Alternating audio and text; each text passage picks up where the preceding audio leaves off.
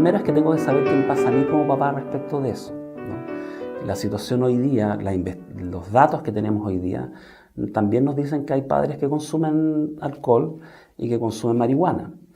Entonces la postura que yo voy a tener frente a mi hijo respecto de esta sustancia es distinto en función de lo que él ha visto en mí o lo que sabe de mí respecto a este tipo de comportamiento. Si yo soy consumidor de alcohol, si yo como papá me excedo en el consumo de alcohol, las posibilidades que tengo de conversar con mi hijo son bastante menores en términos de ser figura de autoridad respecto al consumo de alcohol, que si yo tengo un consumo de alcohol pero que no me excedo.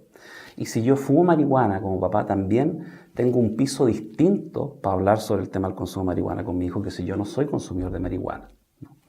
Entonces esa es una primera cosa que tengo que tener claro como papá cuando quiero hablar del tema con mi hijo.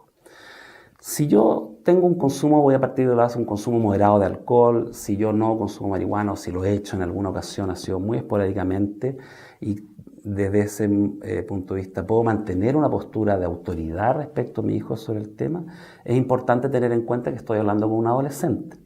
Y para adolescentes hay varias cosas que son importantes. Una primera cosa es que desde el punto de vista familiar hay dos factores significativos para los adolescentes respecto al consumo de sustancias o de drogas.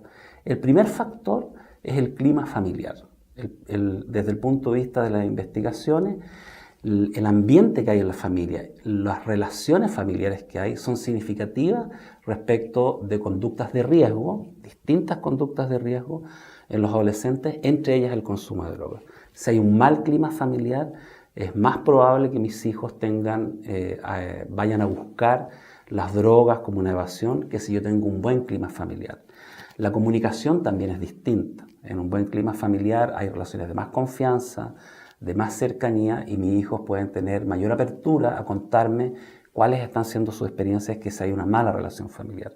Entonces ese es un primer factor. Lo primero que tengo que cuidar como papá para prevenir consumos o conductas de riesgo en mi hijo es tener un buen clima, tener buenas relaciones, tener un ambiente grato. Por decirlo de alguna manera, que mi hijo diga, yo lo paso bien con mis papás.